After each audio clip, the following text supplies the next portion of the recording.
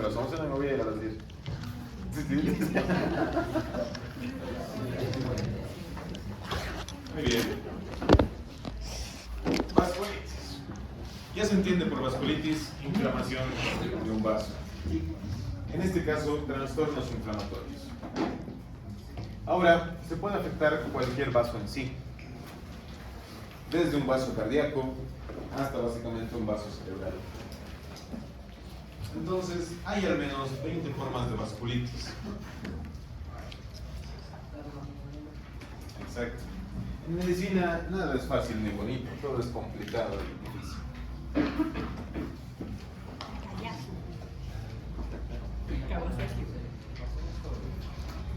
Según la nomenclatura de Chapel-Hill, hay vasculitis de grandes vasos que se denominan arteritis de células gigantes y arteritis de Takayasu.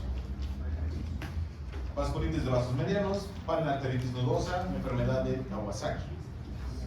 Vasculitis de pequeños vasos, granulomatosis de Wedenger y síndrome de Churg-Strauss y también poliomielitis microscópica. Entonces, cada una de estas alteraciones, que en este caso son en un gran número las más significativas, se representan de mayor manera.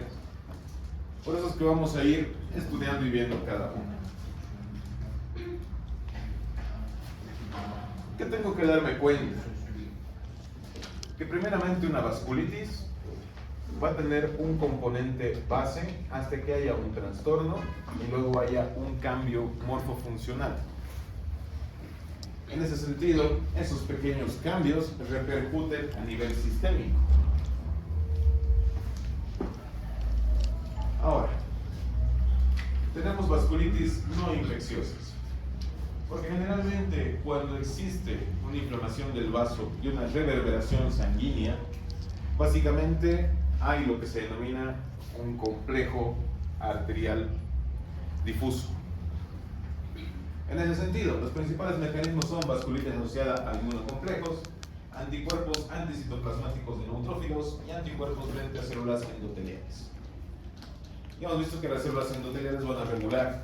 Entonces, va a ser algo raro que si nuestro cuerpo tiene células de regulación, las células endoteliales, venga nuestro mismo cuerpo a atacarlos. Lo cual puede suceder. Vasculitis asociadas a inmunocomplejos.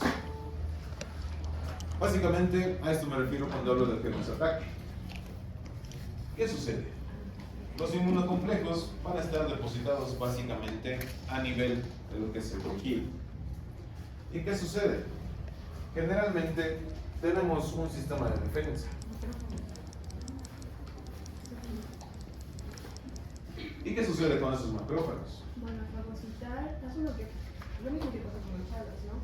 Se infectan y al final matan al macrófago, ingresan al torrente sanguíneo y van infectando otros órganos. Mesmamente, digo así es. ¿Qué sucede con el sistema inmunológico? Va a empezar a fagocitar o básicamente a tratar de eliminar a las células endoteliales por un mecanismo X que todavía se desconoce. Se denomina infeccioso, no infeccioso, inflamatorio, no inflamatorio. Los anticuerpos anticitoplasma de neutrófilo básicamente van a alterar todo lo que significa la tranquilidad del flujo sanguíneo. Ahora bien, ¿en qué caso tenemos básicamente esos anticuerpos? Fármacos o antígenos producen lo denominado ANCA. ¿Alguien sabe qué es ANCA?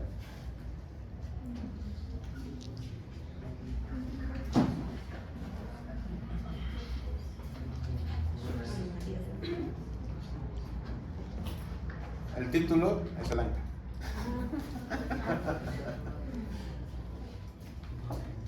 ¿Y qué es la C? AN viene de anticuerpos anticitoplasmáticos, de citoquinas, citoplasma.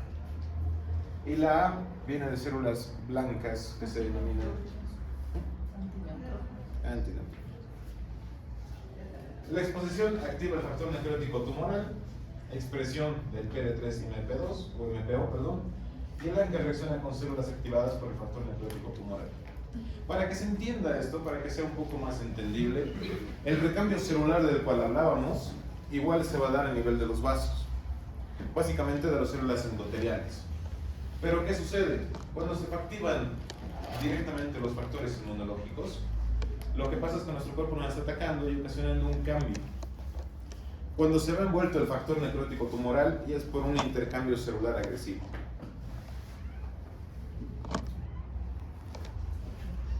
Arteritis de células gigantes. Frecuente en las personas mayores de 50 años, es una inflamación específica granulomatosa. Si se dan cuenta, vamos a ver estas pequeñas alteraciones a nivel justamente de la epidermis. Nuestra epidermis tiene 5 capas o subcapas. Tiene una capa basal, una capa estratificada, una capa granulosa, una capa lúcida y una capa córnea. La más vascularizada es nuestra capa basal. Pero básicamente si hay alteraciones en nuestra capa basal, van a ver así en los pacientes, como una dilatación grande del vaso.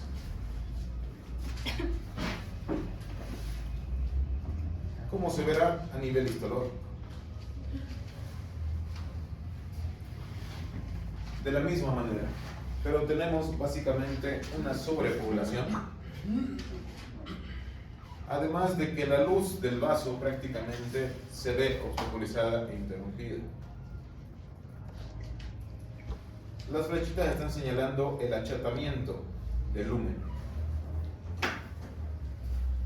¿Y qué sucede? Que básicamente las células ya no están de un tamaño pequeño, sino han empezado a crecer, a alternarse con el factor necrótico tumoral y a cambiar su estructura. Por eso es que se vuelven más grandes y al mismo tiempo en un espacio tan corto que tienen van a ir a obstaculizar prácticamente la luz.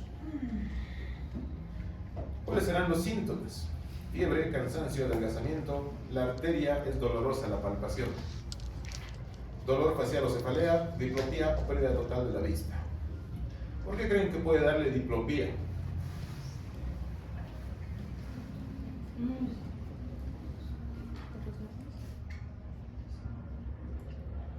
Estamos hablando de una arteritis, inflamación de una arteria por células gigantes. En ese sentido, si nos ponemos a pensar, la semana pasada veíamos que un aumento del tamaño en la silla turca provocaba básicamente alteraciones visuales. Entonces, si de igual manera en un espacio tan corto vemos que hay una arteritis, esta arteritis va a ir a ocupar otro espacio, va a ir a presionar otras estructuras, al mismo tiempo puede provocar defectos en la visión.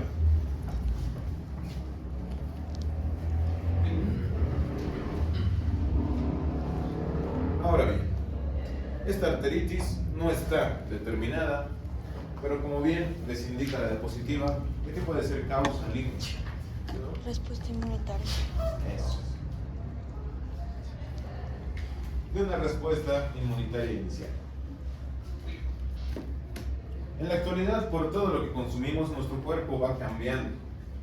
Y al mismo tiempo que ustedes descubren algo que consumir, por ejemplo, ya saben otra vez mi ejemplo del vape. ¿Cuándo apareció el vape?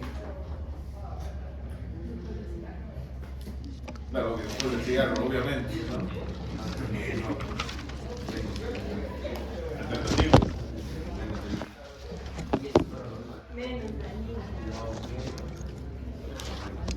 A ver, explíquenle a Gabriela ahí, por favor.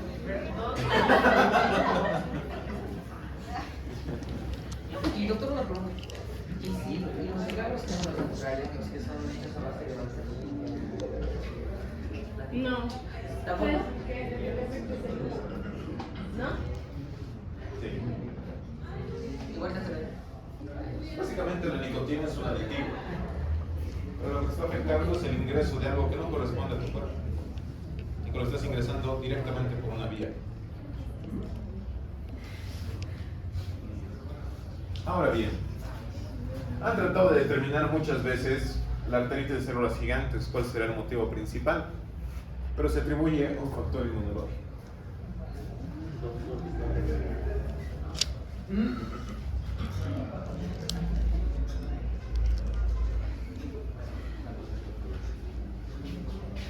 Nadie.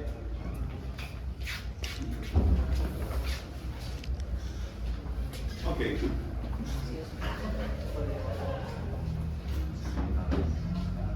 Arteritis de tacañazo. Se define como una vasculitis granulomatosa de las arterias de mediano y gran calibre. ¿Qué sucede en la arteritis de tacañazo? ¿Ven esas manitos?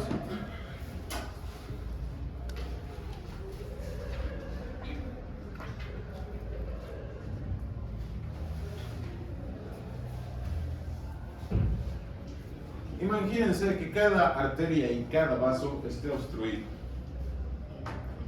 ¿Qué sucederá en la parte de los tejidos? Hay una inflamación evidente. Pero, aparte, ¿qué también sucederá? La arteritis de Takayasu, hace muchos años atrás, no era diagnosticada con prontitud. La gente la confundía con una reacción alérgica. ¿Y qué pasaba? No acudían al médico. Sin embargo, estas pequeñas alteraciones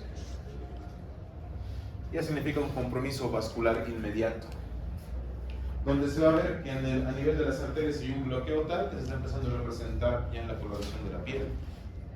Y después, como no hay un vaso, y aquí en la arteritis de Takayasu no se puede producir la angiogénesis de manera pronta y rápida, conduce hasta una necrosis.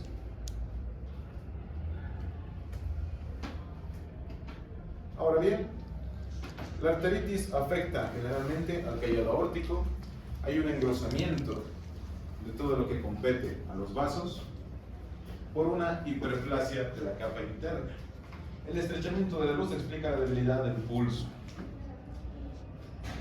Si nosotros, así como dirá Fabricio, lo sé, si nosotros vamos a tomar pulso a esa persona de las manitos, ¿van a percibir algo?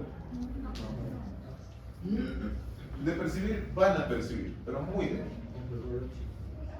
Muy débil. Donde se empiezan a tratar de tomar el pulso aquí no van a percibir nada. ¿Dónde tienen que tomar el pulso? Estamos hablando de las partes más distales, ¿dónde tienen que tomar el pulso? Más distal.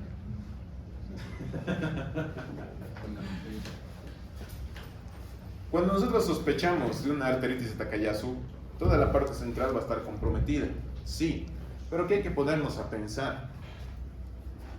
Los vasos de gran calibre están en la parte central, pero al mismo tiempo los vasos de un calibre mediano y más pequeño están en la parte más distal.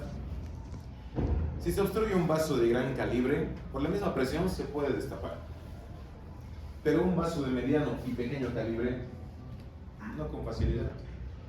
Entonces, si yo estoy sospechando de una arteritis, no puedo pues tomarle el pulso. No puedo. ¿Por qué? Porque necesito saber si hay riego sanguíneo suficiente en las extremidades, en las partes más distales del cuerpo. Y si hay un bloqueo, pues efectivamente no va a haber nada. Entonces, conforme progresa la arteritis, hay disminución de la presión arterial. Si la presión no puede ser liberada, el corazón tiene al mismo tiempo que empezar a debilitarse. Defectos visuales, hemorragias retinianas, ceguera total. Conforme se estrecha justamente el lumen de la arteria o el origen de las arterias, básicamente puede darles infarto, puede tener complicaciones renales, puede tener alteraciones vasculares tanto microscópicas como macroscópicas. A nivel del pulmón, hipertensión pulmonar.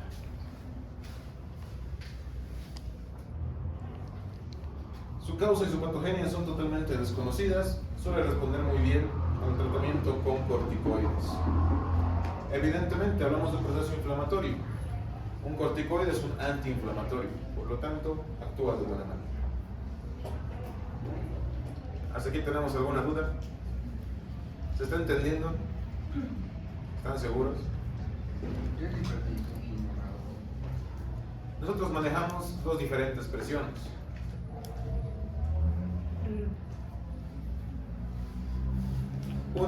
la presión pulmonar, otra es la presión pleural. ¿Se acuerdan que llevamos en fisiología? Entonces, cuando esas presiones suben por defectos en arterias, inmediatamente la presión pulmonar te va a permitir respirar.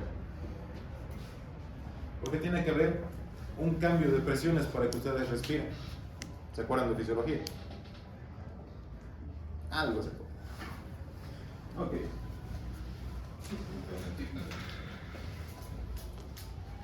Panarteritis nudosa.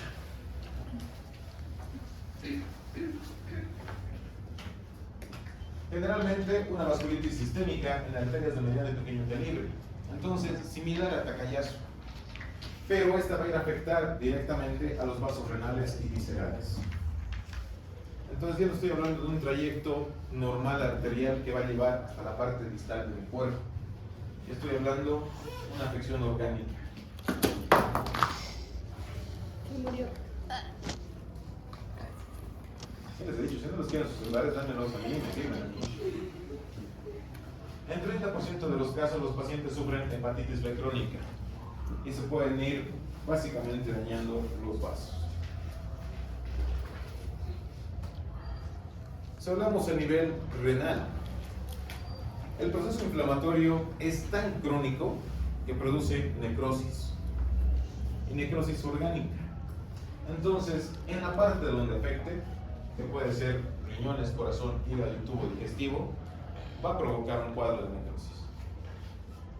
Es un cuadro bastante preocupante.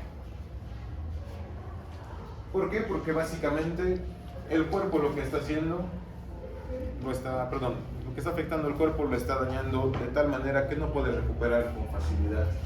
Y muchas veces el daño es tan tremendo por una panarteritis nudosa que el paciente fallece en un periodo de una semana a dos.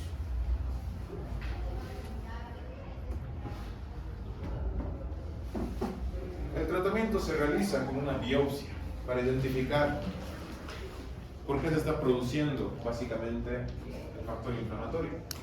Y el tratamiento es con antiinflamatorios y ciclofosfamida.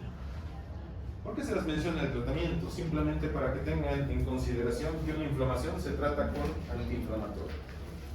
Pero no quiere decir que me van a decir que para un resfrío utilizan dexametasona.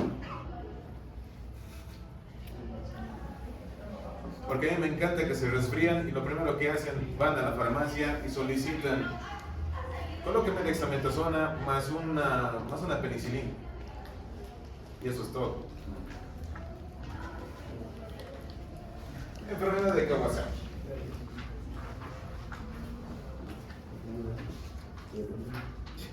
¿Qué ha pasado? La enfermedad de Kawasaki es un proceso febril agudo asociado a una arteritis de vasos pequeños, mediano calibre, incluso los pequeños. Tenemos nuestras células endoteliales. Estas células van a empezar a cambiar y a producir básicamente diferentes defectos. Tal como pueden subir la presión, también pueden subir la temperatura. ¿Por qué? ¿Cuáles son los grandes mediadores de su temperatura corporal en este momento? Vasos sanguíneos. Los vasos sanguíneos. Los que tienen frío hacen vasoconstricción. Los que tienen calor, vasodilatación. ¿Qué sucede en la enfermedad de Kawasaki? Básicamente, esos vasos solamente provocan vasodilatación. Pero al verse alterados, su causa es dudosa. Se los atribuye a los linfocitos T por una sensibilidad retardada. La inflamación afecta al interior de los vasos y el tratamiento incluye inmunoglobulina intravenosa. La enfermedad de Kawasaki es muy rara de ver en la actualidad, pero puede presentarse. Como está básicamente el cuerpo del niño ardiendo, porque produce una temperatura mayor a 38 grados centígrados, evidentemente va a haber alteraciones dérmicas. Va a haber zonas con eritema o enrojecimiento, con erosión oral y conjuntival, edema de las manos y pies, eritema de las palmas y plantas, exantema descamativo. Básicamente está afectando todo lo que es la parte térmica. Ahora bien, nosotros veíamos que los linfáticos también se incluyen dentro de todo esto, como primera medida de defensa. Por lo cual, si hablamos de un factor inflamatorio, los primeros que se inflaman son los linfáticos. La poliangitis microscópica. La poliangitis microscópica tiene una incidencia en el mundo, se podría decir, leve, porque no se ha visto muchos pacientes, pero sí a los pacientes que se ha visto, básicamente hay un deterioro por una vasculitis necrosante, tanto de vasos como de venas. ¿Y qué sucede? Si se dan cuenta, iniciamos con una vena normal. Tenemos luego pequeñas venas. En ese caso, básicamente se define por el grado de antigüedad, se podría decir. En este grado de antigüedad quiere decir al grado de crecimiento que tiene cada persona. Las personas más adultas tienen básicamente un proceso mayor de haber producido más venas y más arterias. Pero ¿qué sucede? A medida que vamos envejeciendo, se van agotando. Y al mismo tiempo se van básicamente reduciendo. Entonces, generalmente la poliangitis microscópica va a afectar piel, mucosas, encéfalo, corazón, riñón, músculo y tubo digestivo. Estamos viendo que al producir básicamente lesión en los vasos, por el grado tal vez de afección en las personas, puede causar un daño irreversible. Puede ser multicausal, básicamente respuesta inmunológica a un anticuerpo, antígeno, anticuerpo, causado por esos factores. Si nosotros vemos cómo se manifiesta, si estamos viendo que destruye los vasos, si estamos viendo que en una persona ya adulta, que no tiene posibilidad de oncogénesis, está provocando un deterioro en los vasos, los síntomas van a ser claros. Va a tener hemoptisis, hematuria, que es pérdida de sangre por cualquier lugar. Va a tener proteinuria, si afecta a riñones, dolor o hemorragia intestinal, si está yendo a afectar la parte gástrica, dolor o debilidad muscular, porque también está afectando los pequeños vasos de la piel, y también lo que es púrpura palpable. La púrpura palpable, ¿han visto al paciente que tenía el síndrome de Cushing, que tenía las arterias prácticamente? Sí. La púrpura palpable es como una equimosis que se da alrededor del ombligo y que va abarcando. Es un proceso general por rompimiento de los vasos. Lo vamos a buscar para que no se queden con la duda.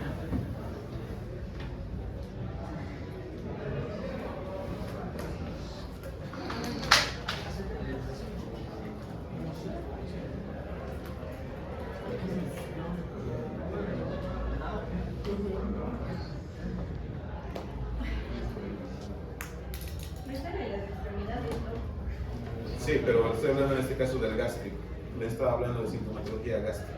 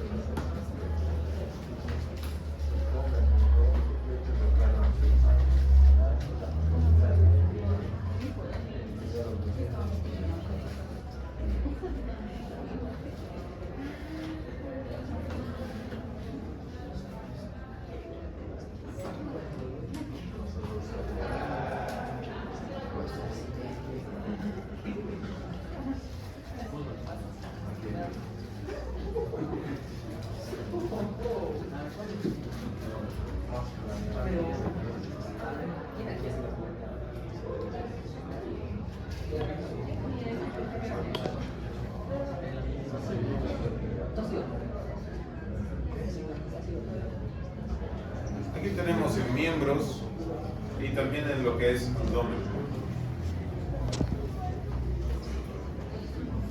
Entonces, la púrpura palpable básicamente tiene un inicio periumbilical, posteriormente puede ir abarcar